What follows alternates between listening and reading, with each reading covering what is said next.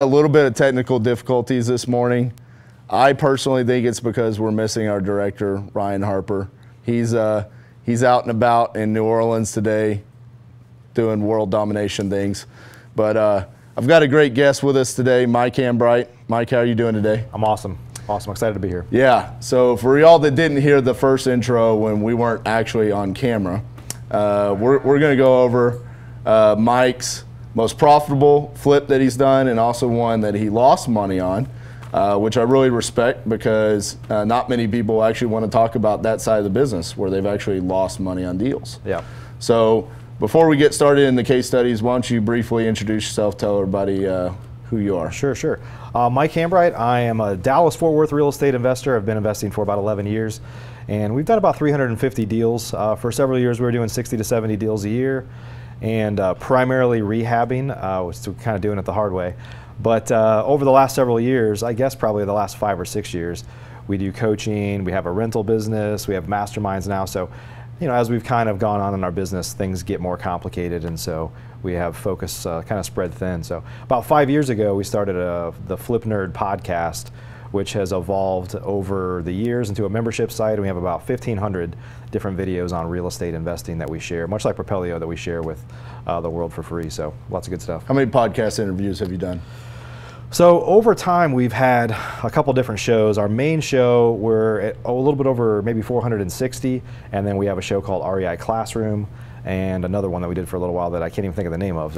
Across all those, about 1,500 different shows. 1,500. So this guy is a huge advocate for education, the real estate investing world. And then also you have my favorite mastermind of all. I'm a member in it, Investor Fuel, which I think is a great opportunity for people to come across the country, network, and really help each other out. So I appreciate everything that you do. Yeah, no doubt. For the investing community. So let's talk about this this first deal. We're going to talk about the one where you actually made money. Okay. And then we're going to end with the one where you lost money.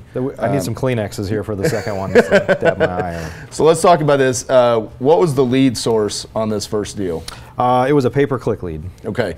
So when you have pay-per-click, walk me through your system in your company on, do those leads go directly to a landing page, and then how do you handle it from that point on? Yeah, so we're the way that we've always been trained, the way that we teach other people how to do it, and the way that we operate is we are very much real time. Like, we don't send anything to voicemail. We try to not send it to a call center unless it's after hours or weekends. But we really kind of operate with pay-per-click the same way as the phone. So somebody would, click on our ad, go to a website, hopefully fill out the form, and if they do, we have our system set up where it not only sends us an email, most people would assume that, but it sends a text message to our dedicated, what we call the money phone, a cell phone. And what we like is that when we have a ridiculous chirp on it or something, so we're like, hey, we just got an internet lead. Right. And anybody on my team, whoever's responsible for that phone, knows that when you hear that chirp, pick up the phone and call it back just like the phone was ringing. We try to be real time because truthfully, a lot of people with online leads, it's so easy now to do a search and then to just start filling out forms until somebody responds to you. Absolutely. So we try to literally be on the phone within seconds dialing that number back. Yeah, I think I learned that from our buddy Trevor Mock at Investor Carrot. He had either a podcast or a live video that he did, and he talks about how important it is from the time a lead comes in. You really have 5 minutes to capture them. Yeah. And even that's kind of being generous on our part. Sure. It really is like 2 or 3 minutes before they've left your website, and now they've gone to another website, and they're already trying to find somebody else. Yep, and so no it's doubt. very important that you're capturing right then and there. So when that person gets the lead and they pick up the money phone, and they're calling them back, off the landing page, how much information are you capturing there? So we've toyed with that over time. Yeah. We're really just trying to get their contact information. We try to have them put an address in just so we know that it's a real lead. But for sure, first name, email address, and because we want their email address because we're following up with them in other ways. Right. And we say mobile number. We want a mobile number, and it wasn't always this way, right? But we've just learned over time that people, if they don't answer, then we text them. Right. Right, and that stuff is effective now, which 10 years ago, we didn't really think that way, but it's just kind of how we evolved. So once you're calling them, is this more of information acquisition, or are you actually trying to get enough information where you're making an offer over the phone? So we don't make offers over the phone. We physically, we kind of buy at the kitchen table, you know. And so what we're trying to do is just, I call it the first act of the play. We're gathering information now. My admin team is gathering information to pass on to acquisitions. And so their job is just to gather information. It's really one, gather information from them, and two, start building that relationship so that it makes everything easier, right? So we're asking them questions about the house, what made you decide to call us today, when are you looking to sell, things like that. So on last week's episode, you know, Jamie Woolley was on here, and we talked a lot about don't buy a house, solve problems. Yeah, no doubt. And she was big about finding the pain point. Yep. Is that something you're trying to do in this initial, like what is their motivation? Yeah, absolutely. And that's evolved over time too with, you know, guys like John Martinez who have helped us up our game, just listening to him. But for sure, when people start to say, well, it doesn't really need much work, I'm just trying to, you know, see how much we can get for it, then we'll come back and we'll say, well, it doesn't sound like you're really that interested in selling it, or maybe you just want to stay there. Right. In fact, I don't talk to people a lot, but I have a friend of a friend of a friend that had a house for sale, and she wanted me to come look at it a couple weeks ago, and I said we kind of set something up, or we didn't set anything up, and then I asked her the other day, have you sold your house yet? And she said, no, I keep getting these lowball offers. And I said, it sounds like maybe you don't really want to sell it, because honestly, if I come make you an offer, it's not going to be higher than those other ones probably. And then she finally came back and said, you know, what I really want to do is kind of fix it up and stay here. But until you start to ask those questions, or even just say that, people, you won't know. Right. All right, so let's move on. You set the appointment, and then you're sending out an acquisitions manager, or so kind of walk us through that, because I know you and John Martinez are good buddies. You know, you're both in Investor Fuel. Is that, you kind of use his tactics there on the acquisition side of things? And what is, are you actually going in with a set number that you're going to offer on the property before, or is that up to the acquisitions manager? It's up to the acquisitions manager. Yeah, we never know that. So kind of the first act of the play is you know, us gathering information. If we schedule an appointment, that's the goal, is to schedule an appointment. So our admin team is pulling comps, and I know there's people that have their admins trying to figure out what the comps are. Like, we've never done that. We just pull all the comps, and we have our acquisitions guy figure it out in the field, because you know, we kind of teach, like, you need to physically drive past the houses to see them, because on paper it's hard to see things like water towers and busy roads. And in fact, the next house we're going to talk about was on a busy road and it had massive power lines by it, and so but you miss things like that on paper. But yeah, we don't know, you know, before we step in, we know what the ARV is, but we don't know what our offer is going to be until we look at the house and see the repairs. Gotcha. So in that initial appointment, do they make an offer? Yes, always, 100% of the time. And are they presenting an actual physical contract, or is it a verbal offer? It's a verbal offer, but we have contracts there ready to go. Okay. Yeah. Because for me, I think all these little details are very important, especially for people that have never done it before. You know, because I remember the first couple times I went, it was like, okay, I'm supposed to make an offer. Am I actually writing out a contract? And I remember the first time I went on an appointment, I actually wrote out a contract beforehand, and I actually put a price on it, which was a huge mistake, because then I get there and I'm like, this is not paint and carpet like you promised me on the phone. There's way more issues here. And so I was like, well, I have a contract, but I'm going to have to go back, and then I'm going to have to email it. It was just newbie mistake. And so that's why I want to dive into these details. So on this one particularly, I know there was a story with the seller. There was quite a few issues. So why don't you go into those so people can understand? Yeah. So this specific one, the seller was, I don't remember his age, but he was, you know, probably late 60s. He had a son that he was still taking care of. His wife had passed away fairly recently. This was a pretty good sized house for two people, and the other person was his son, who was older than me. He was like late 40s or something, and he had some mental handicaps. So, you know, this guy was in a house that he just couldn't take. I mean, it was deteriorated everywhere. You could see it wasn't. We've seen worse, but this was in a really, really nice area of Richardson. You know, highly desirable area. But you could just tell he just let it go for several years. Just wasn't keeping up with maintenance and things like that. And it's like, who wants to? Those supposed to be your golden years, right? So it's funny that you know, home ownership's not all it's cracked up to be. But yeah, he had a lot going on, and his plan was just to move into a smaller apartment. It was just easier to maintain. Gotcha. And real quick, guys, for y'all that are viewing, if y'all have any questions for Mike, or any interruptions of the story here, feel free to throw them up on the comments here. Mike's done well over 300 plus houses in DFW Metroplex, so would love to get y'all's questions out there. On this one, so the wife has died, taking care of middle-aged son who has a mental handicap. Right. And there's a little bit more that goes into that story because you know, on the notes here, you're talking about that he really just wanted the convenience of selling quickly. Yeah. Yeah, when we talk to people, we always say, I mean, we say in our script when we're talking to them that we're not retail buyers. We actually use the word, we offer time and convenience for a discounted sale. Wow. And so we say that right up front. Now, that is what we offer, right? It's like if you ever traded in a car, it wasn't the way to make the most money. Right. It was just easy, right, to hand over the keys and say, it's got some issues, you take it. Right. And so this guy was a fairly, you know, everybody's different, but this guy was, I seem to recall he was a CPA. He was a fairly savvy financially guy, you know, and he knew that he was leaving money on the table. But, you know, the truth is most people that we buy houses from that are distressed, and if they start to say, well, I think I'm just going to fix it up myself, and it's like, well, why haven't you done that for the last 20 years?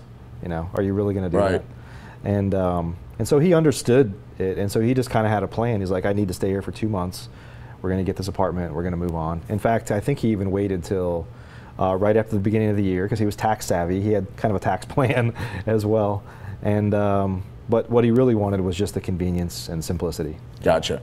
Real quick, we've got a question from Matt Smith. He says, do you have a company that answers the call if you don't answer, so maybe after hours, or if the lead comes in, you know, 9 p.m., how do you handle that? So we do have, we've always had a backup to the backup. And if it's like, so the way it works now is admin in my office goes to that person first.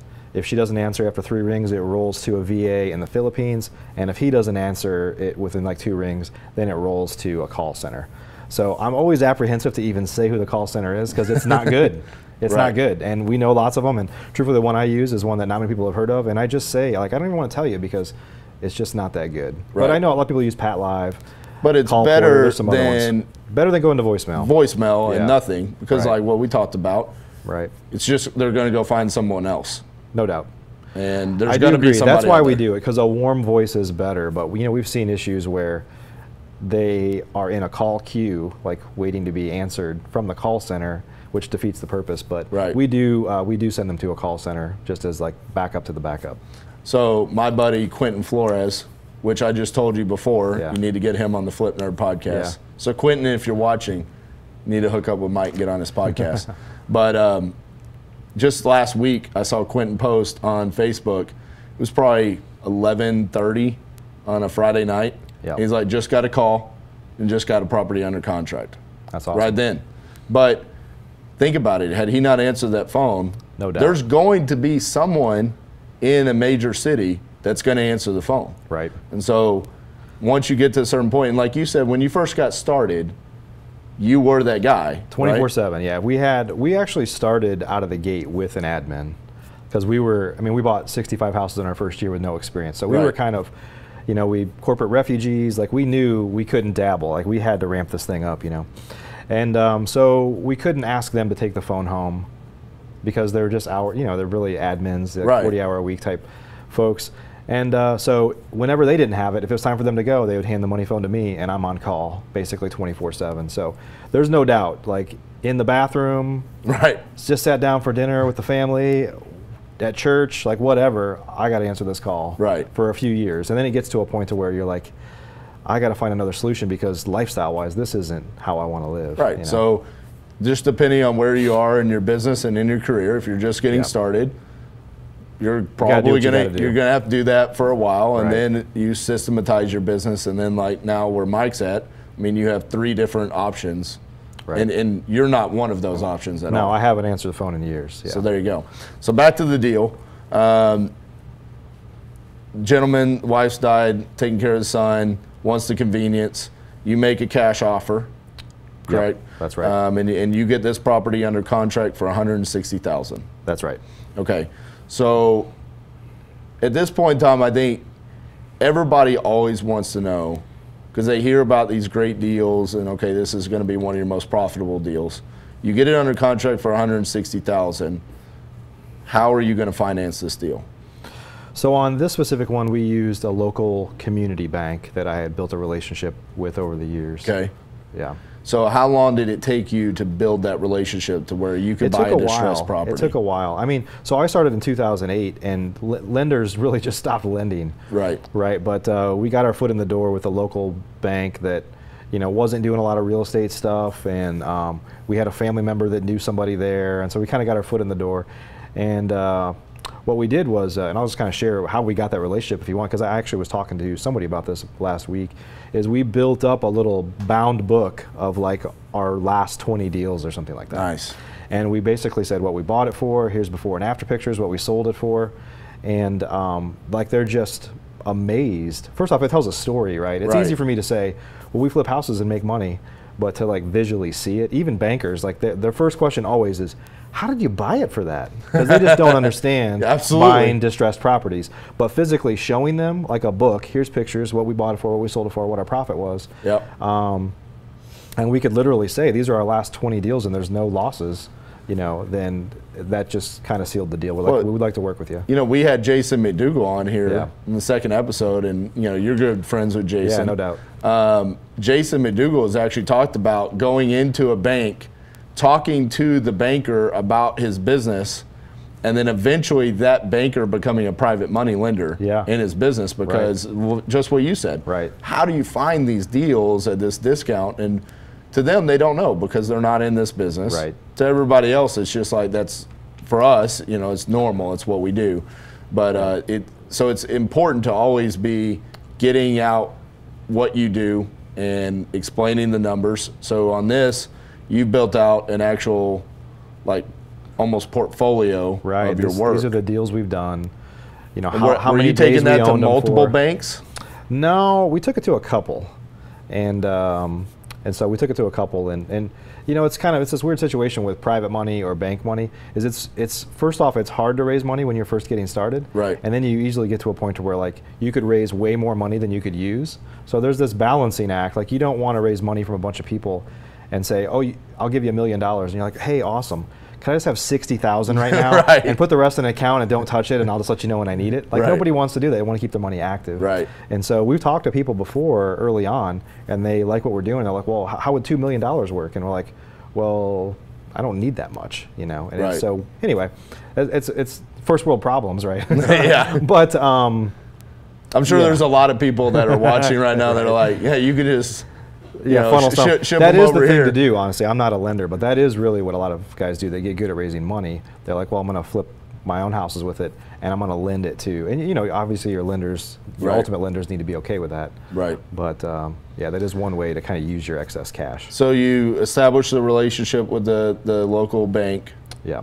By basically giving them a portfolio of previous jobs that you had done. That's right. What did the terms look like with a bank like that? So they were pretty similar to what they are now. So we're paying 6%, and we have to put 20% down, 20% of the purchase price, or 20% of the repairs as well. Yeah. So they're giving you 80% of the purchase, 80% of the rehab, and then 6% interest, which is essentially like half of what a typical hard money lender. Right. Which is what majority of no doubt first-time flippers are going to go out and get if you don't have private money. Right. And so the trade-off is you have to have some of your own money to put in. Right. And so were you using your own money, or were you using private money for the cash? We were using our own money for the rest. Okay. Yeah. So sometimes we were using private. I'm sorry. Sometimes we use our private lender to basically be the second mortgage piece. Yeah. Yeah. So on this, seems like the repairs were pretty significant. It looks like you're slightly south of $100,000 in repairs. Right. What did the property look like as far as what you needed to actually do to it? So we rehabbed a lot of houses, probably a couple hundred houses, and this is probably to date one of the bigger rehabs that we've done. But what happened was we bought the house, and we used a couple of comps that turned out were also a little bit distressed. They weren't really all the way done. And the way we found that out is right before we closed on the house, or maybe it was right after we closed on the house across the street went on the market. Nice. And it was like way more. It was actually smaller than ours too, but way more than what we thought it should be. And we started digging into the comps, and we found out that, hey, we use some distressed comps, so our value actually is higher. So to the tune of, you know, it was about $60,000 higher than what we thought, which is obviously, that doesn't happen a lot, but that's nice when that happens. Right. Yeah. So real quick, funny story. Looks like Luis Mendez got blocked by sharing our video so many times. We must be bringing such amazing content that Facebook has now officially blocked us. So Luis, I apologize that you've been blocked on Facebook, buddy, but I appreciate the support. Also, here in a couple of seconds, I think we're going to do a giveaway today. Are we going to do another Beat Kids Cancer hat, or do we want to do a book? Let's do a book. No beard oil this time? Well, you know, I got to keep some for myself. So, but I do want to do a giveaway. Let's actually do a book. I want to do the If You Can't Wholesale After This, I've Got Nothing For You, the Todd Fleming book. I think it's one of the best books out there for wholesaling. So let's do that here in a second. And getting back to this, so you've closed on it. It's got pretty significant damages here, $100,000. Are you hiring a GC, or you're doing quite a few rehabs? Do you actually have your own crews that you're subbing this out to? So we have a GC that's here. He's rehabbed a couple hundred houses for me. We've become great friends. You know who he is. Yeah. I'm not going to say his name because I don't want anybody else to use him. He's probably might even be watching right now. So anyway, yeah, I use a contractor to get that done. Now the interesting thing about this house is it was a pretty large house, 2-story, and most of the work was cosmetic. Like it wasn't, there were no foundation issues. I don't think we replaced the roof. It had like a big patio with a pool that we did a fair bit of work on, and so some of those things just add up fast when you're talking about big privacy fences and other things. What happened on this one though is when we realized the market value was quite a bit higher, had the potential to be, we decided to just basically double down and make the house even nicer. So we spent about $96.5, but I think our original budget was 60. Okay. And then when we saw, hey, it's worth more, like let's put another 30 into it and we'll get another extra 30 out of it. Gotcha. Yeah. So when you do something like that, for some people, they don't have that cash to do that. Is that something that you were using your own cash, or? We were using a private lender. So on that, you go to a private lender and you say, hey, I need an additional $30,000. Right. And this is the reason why. Yep. At what point in time does it become worth spending the additional $30,000? Like, how much more profit do you have to make to spend that additional $30,000? Yeah, that's always a decision you have to make, right? Right. The rehab is going to take longer, or holding period's longer. Right. And but what happens is early in your business, we wholesaled a lot more, we assigned a lot more to get the cash coming in, and then it got to a point to where, we're rehabbing 5, 6, 7 houses at any time, and the business was doing well, so we could afford to make those decisions. Like your horizon, if your business starts doing well, sometimes you can extend it and say, well, I'll put an extra 30 in to get 60 out of it. It's going to take me 2 more months, but 30 grand for 2 months is, I can do that. Now sometimes, for all we know, this house is in a really hot area. We didn't even try to wholesale it. We could have done really well probably wholesaling it. Right. After we knew the real values and everything, but. Gotcha. Yeah. So, okay, you bought it for 160. Let's just call it for simplicity's sake, you put 100 into it. Yep. So you're 260 all in. What did you list the property for? We listed it for a little bit north of 400, and we sold it for 400. And did it go quickly? Was it one of those? I mean, Richardson. For those that are not familiar with DFW, Richardson has been one of the hottest markets here in DFW in quite some time. So I'm assuming that one went pretty quickly. So the net profit on this was $110,000. That's right. And just off the top of your head, how long from start to finish do you think that took? So it was about a little over 6 months. A little bit over 6 months and $110,000. And the reason on this specific one is that it was an older house, like early 70s build, and it had this really weird staircase that we kind of redid. I don't like to move a lot of walls and do things like that, but we did. It was like a $400,000 house, and you got a duck when you come down the stairs. It was a little weird. So we kept rejiggering that, and the city really gave us a hard time with permits. Like, they told us how to do it, and then we did it, and they're like, well, that doesn't pass code. And we're like, well, we did exactly what you told. And so we went round and round and round with permits, and truthfully, I needed a real carpenter, like literally a staircase expert to build this versus my general contractor. And so that added a little bit of time. So just for people's understanding, because at this point in time, your business was established. Yeah, that's right. You weren't a part of the lead gen. You weren't a part of the acquisitions of the property. That's right. How much part of the rehab were you involved in?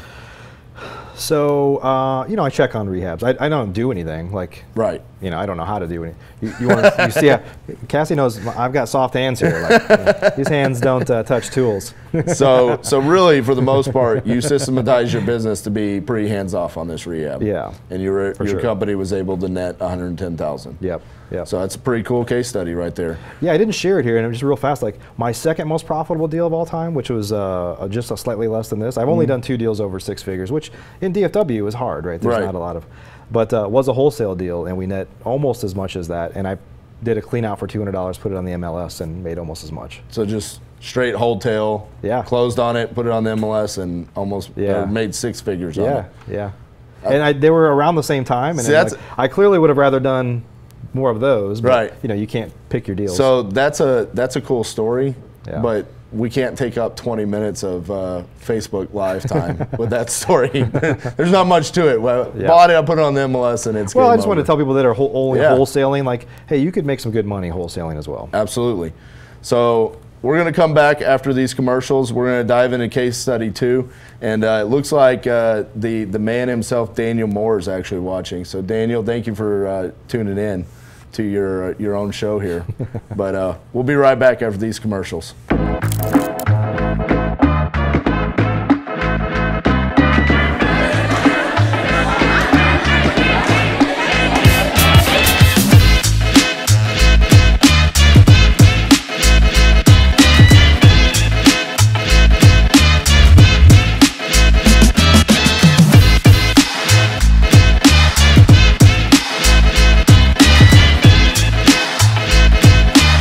All right, guys.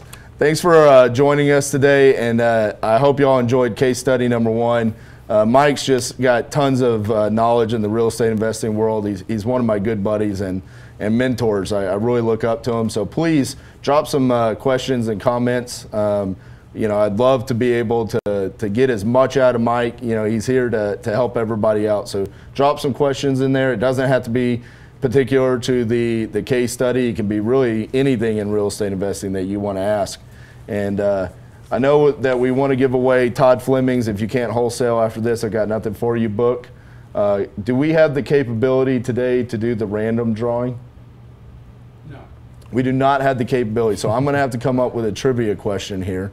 So I'm going to now ask Mike some questions while I come up with the trivia question. So now we're going to talk about a deal that you actually took a loss on. Yep. And I said it at the beginning, I love that you're bringing something that actually brings like the reality of real estate investing. You can lose money. Sure. You know, I mean, there's a lot that can happen. And so I want to go into this. The lead source on this was direct mail. That's right. So direct mail, the calls are coming in to you, correct? So to my admin team, yeah. Right, to your admin team. So are you handling it the same way as the pay-per-click? Exactly the same way, yeah. We kind of treat them all the same. You know, it's a matter of whether we call them or they call us. Right. But of course, we're handling same script and everything. There you go. Yep. Okay, so on this one comes in. Walk me through the pain point and how you negotiated this, because the loss actually started at the beginning of the negotiations. Oh, no doubt. No doubt. So let's go into that. It was all based on the way that we bought it. You know, we've probably lost out on a lot of deals over the last 11 years because we're pretty conservative in our nature, but we've lost money on a handful. And it's funny that you never forget those, right? You know, right. Those are the biggest lessons. But yeah, so we were talking to this guy. He had lived in the house previously and moved somewhere else, and he had turned it into a rental. And the tenant moved out, and he was just ready to be done with it. Okay. Yep. So he's ready to be done with it, and does he have a particular number in mind that he wants to get for the house? He did, yeah, and it was definitely above what we offered the first time, and he kind of negotiated us up. So see, I think sometimes as real estate investors, that's a huge mistake that we make. Yeah. Is that we actually care what they want for the house. That's right. Like really, we shouldn't be concerned about that at all. I saw someone posted on Facebook the other day, I think it was Elizabeth Navarrete, that said what the seller wants for the house and what is owed on the mortgage is irrelevant to us as real estate investors. I agree with that. Yep. Because what ends up happening on this deal is that somehow what he wanted for the house in the end ends up hurting you. Sure. You know? Yeah, you never know. I mean, you always have the option to walk away, and truthfully, we walk away from most deals, right? But I think we had some other big misses on this one that we just didn't see, or we overlooked. Sometimes you fall in love with the deal, or it's like a slow month, and you're like, we need to get at least one in the bag, or whatever it might be. You start to find ways in your head to justify deals. Or sometimes. like in this circumstance, the seller gets creative, and offers financing to you. Right. Which we've done that only a few times. Literally have hundreds of deals because we've had bank lines and private lenders and things. But he said, well, what if I fund it for you? I will tell you, generally, it's hard to buy from other financially savvy people. He was an investor. He had owned some other real estate, and he was fairly savvy. So well, clearly this is a rental property, and he just wants to get rid of it. Right. Which right there is kind of a red flag, because it's like real estate investor. He's owned this property, he's been cash flowing, and now he wants to get rid of it, and he wants to pass the problem on to me. Right? It's kind of a red flag. I mean, it could be a good deal. Right. So now he offers you seller financing. Yeah, so we just kind of justified in our mind, like, well, if he's gonna fund it, I don't remember what the rate was we paid him. Probably it wasn't less than 6%, so we might have even paid him like 8%. But we're like, hey, we don't have to pull out of our normal line. That's not going to slow us down. So it's kind of it's an incremental deal. Sometimes you fall in love as an investor, and you're like, well, it's less profitable, but it's incremental profit. And you start to justify stuff in your head, right? So once I say right like you've done it too, but you know what I mean. You can see. Absolutely no, and I've definitely made these same mistakes where. For whatever reason, it's almost like you create the deal in your head. Like, this is why it could be a good deal for my company right today. Whereas if it was an individual deal all by itself, and you were consulting someone else, and you didn't have any emotions involved in it, you would just tell them, walk away from it. I do that all the time with people. I do too. One of my best buddies in the world, she was on here last week, Jamie Woolley. She'll call me about a deal, and she'll be like, RJ, I've got this deal. What should I do? I have no problem making a decision like that and telling her exactly what she should do. But then all of a sudden when it becomes a titanium deal, and we've worked hard for the lead, and I've got employees who have commissions on the line. All of a sudden I started getting concerned about all of these other outside influences besides, is this the best deal for titanium to do? Right. So he offers you the seller financing, and that skewed the numbers for you? We kind of decided, well, we were willing to take that on since he was offering a sweetener, which really wasn't much of a sweetener, but you'll see, we'll talk about it here in a second. But truthfully, we just overlooked some big things that are really kind of newbie mistakes. And we fell in love with the deal a little bit too much. In fact, it was a cool house. It was like, I don't know if you've ever seen a house. We've never bought a house for our business and just moved into it, like, because we thought we loved it. Right. But there have been a couple that were like contenders, and this was maybe one of them. Which is probably part of the problem. So yeah, that's definitely one of the problems. There was emotions involved. You liked the house. So you talked about some things that you overlooked on the rehab side of things. Does that fall on acquisitions? Do you have a due diligence period where you're sending a contractor? Or how did those things? Like, I'm assuming after this happened, you implemented some things in your business to make sure that doesn't get overlooked. So how do you avoid that mistake now? Yeah, this was one where this was a little bit more a bigger of a property and a project than what we were taking on at the time. We were doing lots of smaller rehabs, and so I'm responsible for this. There was a time in my business, and this one's a couple years back, where I would go look at every deal, and truthfully, because of the market, I've gotten a little sloppy. Like now, I just send me some pictures. I'll look at the comps and I make decisions now.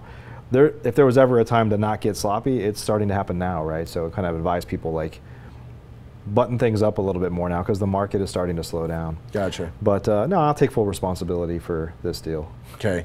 So there was mistakes made on the rehab. You closed on the property. At what point in time do you realize, uh-oh, we're in deep? Pretty much right away when we started rehabbing it. So we were still hopeful on the ARV, but the repairs went up a lot too. So what happened was there's one that I didn't put on here that I just thought of as we were talking. So there were really three main things that brought us down from the repair side. The first one is when the guy met us there, it had one of those big circle. This is in North Dallas. Had Richardson ISD, had one of those big circle drives, right? and he parked on the top of this massive crack. Now, I'm not saying that he hit it, but we just didn't see. Like, that's the neighborhood and the type of house that you don't leave that. If you don't rehab a house and leave that. So we had to break out this huge circle drive and replace that driveway. Wow. And I don't know, it's probably like a $6,000 or $8,000 driveway. Right. You know, that we weren't even expecting to do anything on, but it was like right at the front door. It was just like, this is going to be a problem. Yeah. So for those of you that are just joining us, you know, we've already talked about Mike's biggest, most profitable flip that he's ever done. Right now we're going through the deal that he's taken a loss on. And, you know, I want to give away Todd Fleming's book. So for the trivia question, I'm going to join in the misery and bring up my biggest loss. Yeah. So for the people that can name the city in which Titanium Investments took its biggest loss, we'll give away Todd Fleming's If You Can't Wholesale After This, I Got Nothing For You book. And the reason why is because I should have just wholesaled the house. It was not a bad house. I was just the wrong investor for the house. So we tried to, you know, virtually flip a house in a market that we were not prepared to virtually flip in. Right. That's why we took a loss. So, you know, and at the end of the day, you know, as we're talking about these losses that we took here, these are lessons that we learned, and they helped us grow. No doubt. We've already got a winner on here. Man, Chris Strong, he busted that out. He's like San Antonio. So ours was San Antonio, Texas. And on ours, regretfully, there wasn't like one or two things that popped up. We literally did everything on the house 3 to 4 times. Oh, wow. I'm talking about foundation. Made all new piers, all new beams, rewired the house, replumbed the house, literally everything, multiple times. Wow. It was the most miserable experience of my life. So on your deal, you find out about the circle drive. You got to replace that. Right. Were there any other things that kind of were cost prohibitive to the deal? So the second thing that hurt us on the repairs was it was like off of a fairly busy road, but it was the house on the corner. So we kind of justified it, well, it's not really on a busy road. The entrance was off of the main road, but it was still a fairly busy road. Like, you would much rather, if you were looking at a house, be 5 houses in than right there. Right. And so we just overlooked it. Now, not only was it a fairly busy road, on the other side of it, there was this massive like power highway. And I'm not talking about like power lines, you're talking about the big metal like power highway, you know, that they try to like pretend isn't there by putting a walking path under it. Right. So we're like, oh, well, there's a walking path. It's like the green belt. We're like, well, yeah, but after we bought the house and we're sitting there in the yard, like thinking about stuff, and you can hear a buzz like from the power line, like that's not a good thing. Yeah, you're like, man, I think I'm gonna get cancer just sitting here. Right. So that was the second big miss. We just, you know, sometimes you just basically say, well, it's not that big of a deal. Right. You know, all it takes is one person to not care. It's amazing how those things don't feel like big deals when you're there to acquire the property. Yeah, no doubt. And then suddenly, once you get close to being done with the rehab and you're going to list, you're like, wow, that is a very loud street. And what is that buzzing in the backyard? You know, it's like suddenly you start realizing all of these issues that you overlooked at the beginning. So when you went to, you know, you completed the rehab and you're going to list the property, did you take into account the power lines and the busy road? Did you lower from your original ARV, or did you go? We definitely sold it for less than what we thought the ARV was, and I can't remember exactly. I know we had to keep lowering the price a few times to get it down to basically get some people to come in and look at it. Well, let's talk about this, because I don't think we've talked about this yet on Titanium Tuesdays. When you go to list a property, do you have a specific agent that you're working with, a realtor, or is that something that you have built into your team, or how are you listing these properties? So that's changed over time too. When we first started 11 years ago, shortly thereafter my wife Lindsay got her license for the purpose of listing our houses, just because we had dealt with a few realtors and didn't have the best experience, and we're like, we just need to do this ourselves. And so, you know, we would still have admins on our team do a lot of the work, but it was listed under Lindsay's license. Gotcha. And then maybe about 3 or 4 years ago, in the process of Lindsay and I talking about our business, how can we live a better life? How can we make things easier? the thing at the top of her list was, I don't ever want to have to list a house again. And I was like, well, this is going to make my marriage better, right? So I ended up going with a flat fee agent here that has raised his price a few times, but I still use the same guy today. In fact, we're listing a house today with him. Gotcha. Yeah. And have you found that to be as effective as when Lindsay was listing them or another agent? Yeah, no problems. I mean, I know agents are going to scoff at this. Honestly, when you're selling houses, if you have them priced right and or they're rehabbed right, like you're competitive, you know, I feel like 90% of the battle is just getting on the MLS for buyers agents to find it. Right. Yeah. And I'm sure there'll be tons of agents that disagree with that, but yeah. I have to agree with that to a certain extent. I also think it's important in which price point you're listing properties. No, I agree with that. You know, if you were to go list, if you're doing some really high-end right. things, that would be different, but we don't do that really. And also specific neighborhoods, yeah. you know. But pricing and the quality of work is going to be what actually sells the right. property. That's what attracts a buyer. Right. So you've listed the property now, finally get an offer, you've had multiple price reductions, yep. and then you have more problems, right? Yeah, so we knew at that point when we got an offer that we agreed to, we already knew we were going to lose money. You know, and it's one of those things that in the real estate business, if you know you're going to lose money, like just try to lose it as fast as possible and right. move on. And you can't, you know, there's people that are like, well, I'm just going to move into it or start trying to, maybe I should add on to it, or you just don't double down on a loss. Right. Like just get it out of the way. So we had already come to terms with that. But what happened is in the process of selling it, they had inspections done. They came back with an inspection report, and we had just never gone in the attic. And it turns out that the roof had cedar shingles. It had asphalt shingles on top of cedar shingles, which, as you know, is a big no-no here. Right. I mean, you just can't get insurance. Now, by the way, you could have multi-million-dollar houses with cedar shingles in the mountains where there actually are fires, and it's apparently not a problem. But in Texas, cedar shingles are a problem. And so, you know, it didn't have decking because they put cedar yep. shingles. They don't have decking, and so we had to not only strip 2 layers of shingles, we had to redeck it and put a roof on. It was about yep. a $14,000 roof. So that was an additional $14,000 yeah. loss that we didn't know was coming. Yeah, that's like that's a double whammy there, because like you said, if you've never actually had to replace this kind of roof, this is not you're tearing the shingles off and putting new shingles down. It's you're tearing 2 roofs off, and then there's nothing there. You have to put all the decking plywood, down. yeah. So you have to redeck it and then put the new shingles down. And so that is a terrible.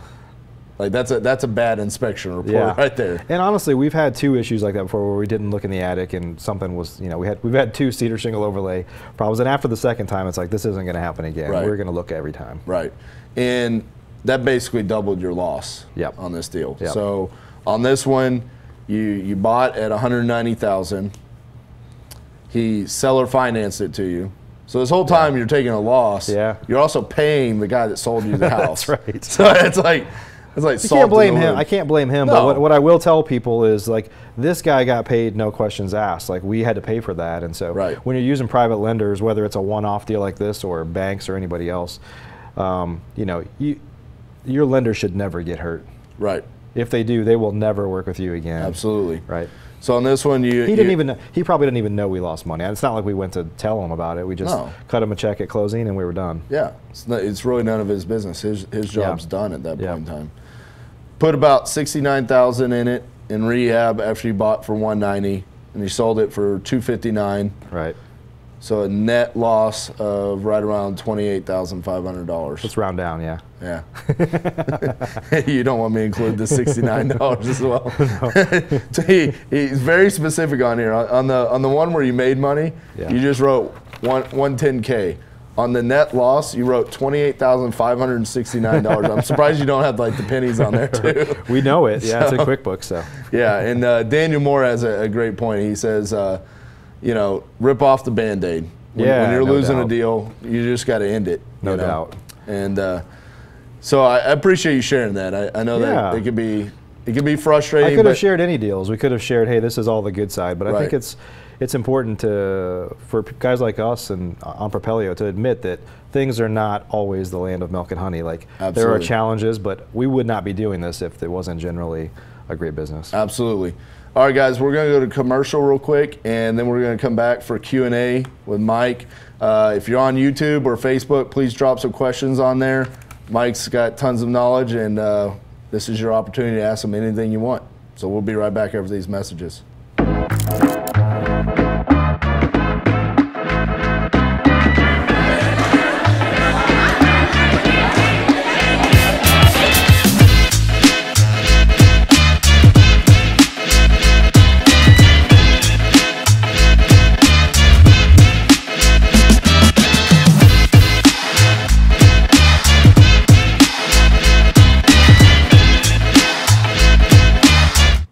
All right, guys. Hope you are enjoying today's episode. Thank you for tuning in. I know we've got a great question. Luis Mendez actually asked it a couple of seconds ago. He said, if you were to get started today, how would you start? So I'm assuming he's talking about what strategy would you start with? Right. And what would you do differently than what you did when you first got started? Yeah, that's a good question. We teach a lot of people how to get started, how to build a business. I mean, what I teach fundamentally is what I wish I had done differently, right? And so that is, and we treated it like a business, but you know, I think when I first started, this is going to sound funny now that we have Investor Fuel and all these things, but I didn't really want to network. Like I kind of wanted to just put my head down and do my own thing. Now we were at a time then where we were, you know, we weren't like homeless. I know some guys that lived in cars and then they started crushing it eventually because they had hit bottom. But for us, we had left our jobs. We were in a difficult position where we were just burning through cash, and it was like a time bomb for us to figure it out. So we just put our heads down and worked really hard. And so what I wish I had done earlier, though, is work with other wholesalers, network, surrounded myself with more mentors, things like that, because honestly, when I started to do that, my business really took off. And I started to enjoy it more too. I'm a social creature, you know, so I like to be around other people that are like-minded. But for a while there, I kind of put the blinders on and I just thought, hey, everybody's my competition, so let me just do my own thing here. Well, I think you and I talked about this before on either one of our podcasts. And we were talking about, because we were successful in a corporate career and then we became an entrepreneur, it was almost like because we didn't want to network because we didn't feel like we had all the answers. Right. So it was like we stayed in our own little box. Yep. And instead of getting out there and networking and finding the answers much faster.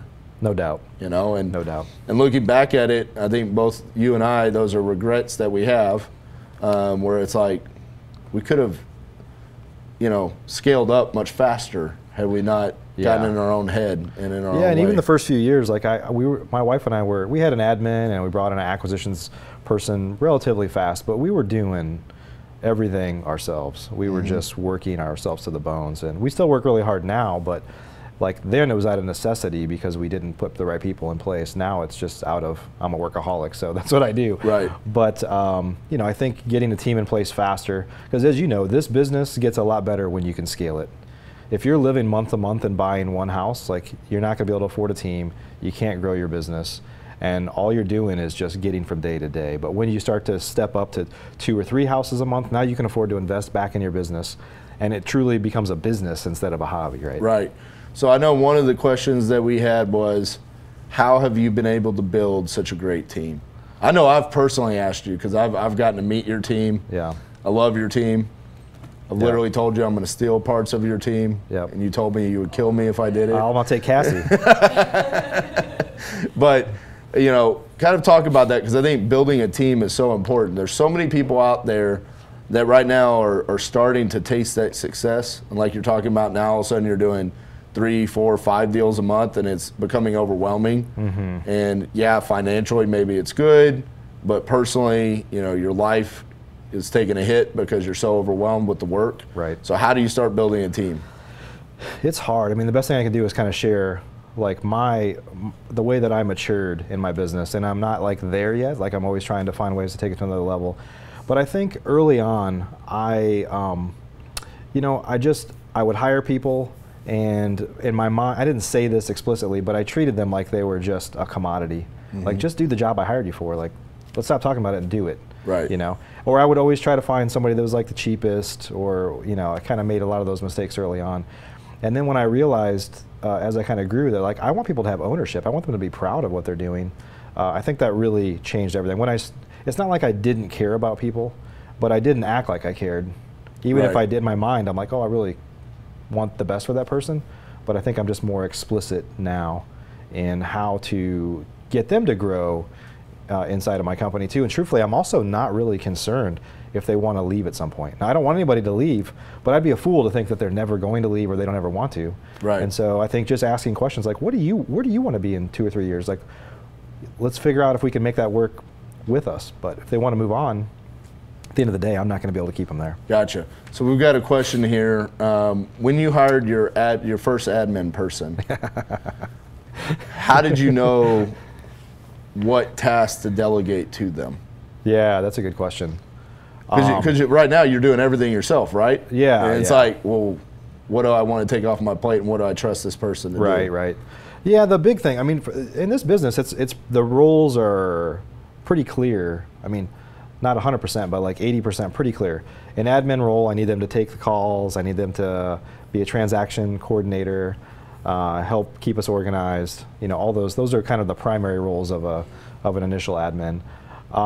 But it's evolved a lot from us just like telling you what to do to now we use, you know, we've shown you guys this before, we use Asana. We have like, when you buy a house, we have 77 things you have to do. Right. Here's exactly how to do them, and it's effectively just a checklist of exactly what to do in that business. So at the first time, you know, we've had a lot of admins, and our show's not long enough to go over. There's definitely some stories in there.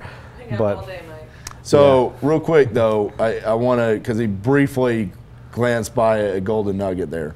Asana is an app that he uses, that he has a checklist of 77 different things that need to be done when buying a house. Yep. And so your whole team knows this is the checklist, this needs to be done. Yep. On those actual tasks, are they delegated to a specific person? They're all on the team? delegated to specific people. So everybody knows, there's no question. We got a property under contract, boom. These are, out of the 77, these are the 20 things that I have to do. That's exactly right. So that's one of the ways that you've basically systematized that one activity in your company. Right.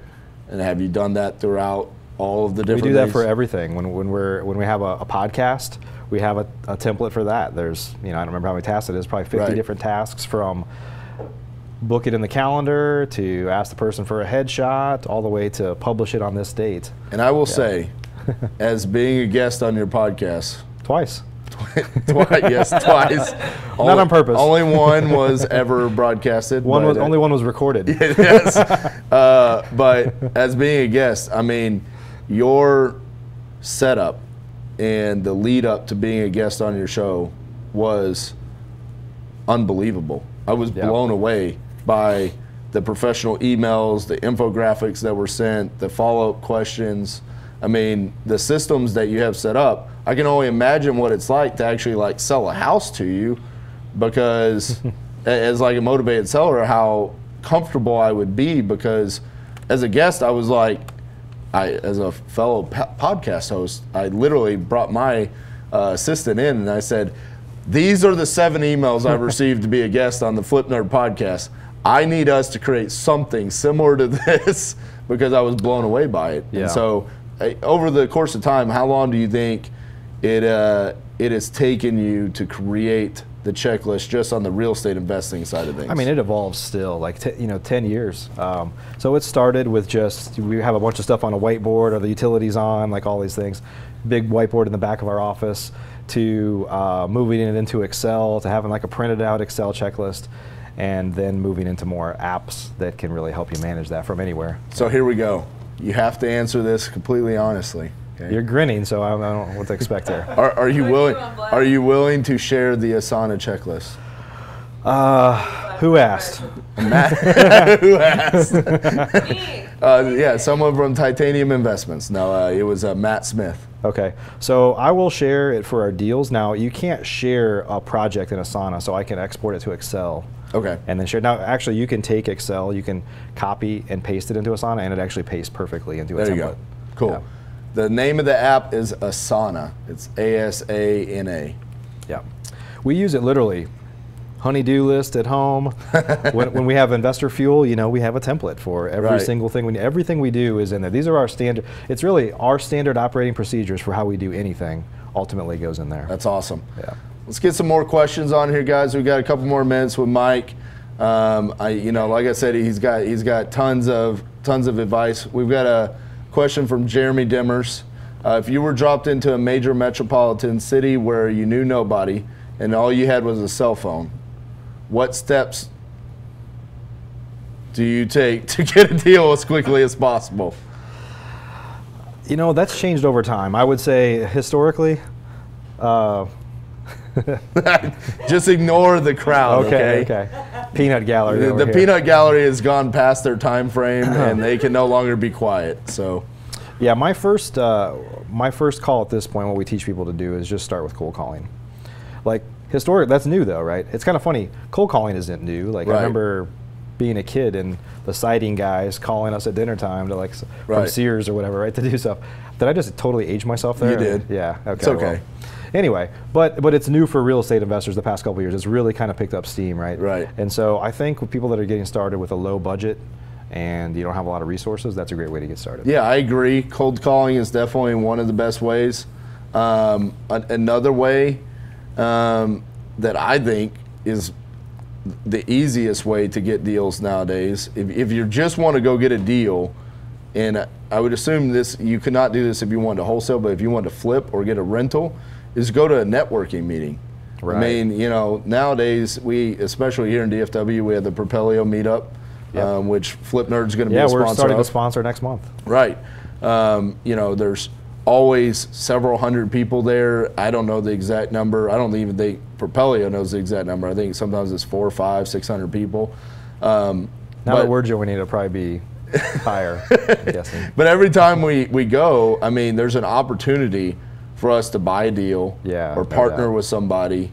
And part of that is utilizing social media, though, and letting people know what it is you do. You know, going back to that Jason McDougal story, goes in a bank, tells somebody what they do, next thing you know, they're a private money lender. Yep, you know, no doubt. You have to let people know what it is you're doing. And nowadays, a cell phone might as well be a laptop. I mean, I could do everything from a cell phone. So for sure, if there was like on Survivor, you get like one thing. You know, if that was the one thing, it's going to be my cell phone. So I think cold calling is definitely the easiest form of marketing to get started with. I agree with that. And then also just getting out there and networking. Real quick, we're pretty close to we're at 54 viewers. If everybody can share and invite people, if we can get up to 70 viewers, because last week I think we had our high was like 65. If we can get to 70 viewers, I will give away a couple of Beat Kids Cancer hats. Okay, so share, invite your friends. I know we want to get a couple more questions in here. And then I'll get bragging rights that I beat Jamie. Yes. I just had lunch with Jamie yesterday. So yes, we need to beat Jamie from last week. I have no interest in beating Jamie, but I do, because now Jamie is technically my competition with the Iron Hills show on Thursday, 11 a.m. This week we've got Jamie Woolley, my partner Cassie DeHaas, Elizabeth Navarrete, and Bettina Hernandez. Yeah. And they're going to talk about all kinds of things real estate investing related. It's going to be great content this week. And so we very much look forward to this week's episode. And also tomorrow at 11 a.m. we've got Grant Teach Me Something, which I love Grant. I mean, guy is amazing at this. So how close are we getting? Is anybody? We got to get a lot closer than that, guys. We're only at 56. So says 59. If you were only giving away the beard oil, they come flowing in. That's fine. I will give away beard oil and the Beat Kids Cancer hat. There you go. And for everybody that doesn't have a beard, it's a great Christmas gift. I said this last week. People were commenting on there who wants beard oil? Dude, so we're going to blow up Beat Kids Cancer next year. Are we? You ready? I'm ready. You ready? I'm ready. Yeah. So next year, you know, that was subtle plug, we're going to have the Titanium Golf Classic that all the proceeds benefit Beat Kids Cancer. We're going to have it backed up to the Investor Fuel Mastermind. And we're also thinking about having a concert afterwards. A concert? Yeah, so golf tournament followed up. I just told you guys I had an Axl Rose costume that I need to... I don't think we're going to do all that. You don't want to hear me singing that. So, okay, do we have any more questions for Mike before we jump off of here? I've got a question for you. When are the Dallas Stars going to actually be a good hockey team? I was hopeful after 2 games. I know, right? I was like, oh, we're going to be in the playoffs, and then things just started to fall apart. Yeah. So Mike is a Dallas Stars season ticket holder. I'm a massive Dallas Stars fan. Subtle hint, my birthday was last Friday, And you can mail any Dallas Stars gear to 777 Main Street, Suite 600, Fort Worth, Texas, 76102 for my birthday. My son just beat cancer. Wow, that is awesome, man. And, Gary, I want to get you a Beat Kids Cancer hat.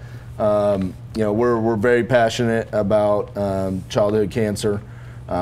This all started back when my niece was diagnosed with childhood cancer. She beat leukemia a couple of years ago, and so can't be more excited for you and for your son beating cancer. So, Gary, definitely send us a private message afterwards so we can get you a Beat Kids Cancer hat and a shirt so we can send that out to you. That's awesome. Question for you. Sydney wants to know if you're married. She thinks you're hot. Someone just asked me if I'm married. We're not going to talk about my personal life here on Propelio TV. That's well, live TV has been fun today. We had technical difficulties afterwards. We have we're missing our director Ryan Harper. Cassie did pretty decent today, and but overall the best part about today was Mr. Mike Hambright. Mike, thank you so much for thanks coming for the opportunity, out. buddy. Yeah, man. And there you go. What's your primary form of marketing right now? We do everything. I'll tell you this. I was thinking about that. I was talking to somebody earlier. They said, well, somebody posted this on Facebook. What's working best right now? Here's what I'll say. Nothing works well. There's nothing that works well. Right. You start to realize in this business, you just have to do a whole bunch of stuff consistently, and then things start to happen. So, you know, there's a lot of pressure on direct mail right now, and I think guys like Larry Higgins and some people that are teaching cold calling, Greg Helbeck, some of the guys that are in our group that are teaching strategies like that you can be more proactive. And I think that's one of the problems that a lot of real estate investors have is it's not easy to write a check, but it's easy to shoot money somewhere and then just kind of sit and wait for things to happen. Right. And I think that worked for me for a long time. And but that's just not working right now. It's too competitive. So I think you got to do a lot of little things, depending on your budget. You and I have interviewed so many people from across the country. Yeah. And we always ask them about their form of marketing, right? Yep. And the two things that I've seen is they either pick one very specific form of marketing and they just dump their entire marketing budget into that one form and essentially become an expert in that form. Sure. And then eventually start selling the services in that form of marketing. Or you take the school of Jamie Woolley, which is I am going to learn every form of marketing and I'm going to put tons of money into every form of marketing, and nobody's going to beat me in any form of marketing in my market because I'm going to be the big dog in it. Yep. And that's what she's done. And she couldn't do that from the beginning. She started with direct mail, and then it went to pay-per-click, and then it went to SEO, and then it went to cold calling. And now, you know, 2.5 years later, she's just doing all of it. Sure. Pretty much better than all of us. But she'll even tell you that she's always looking for ways to get more efficient with direct mail, finding a list that everybody doesn't know about. Absolutely. Like you're constantly trying to pivot and find ways to, you know, get little nuggets that other people don't have. Absolutely. Yep. All right, buddy. Well, thank you for joining us Absolutely. today. I think we dropped some good content out there for everybody. And everybody, please check out Propelio.com. One of the things that Propelio doesn't do often enough on these shows is actually talk about the amazing service that they have. And since I'm a loose cannon and I can say whatever I want on their show, you definitely need to check out their service. MLS comps, lead lists, CRM, websites, all kinds of different things for a very, very low price. I think it's less than $100 a month. So go to Propelio.com, and without Propelio, none of this happens today. And so thank you to them. And tune in tomorrow at 11 a.m. for Grant Teach Me Something, and we'll see y'all next week.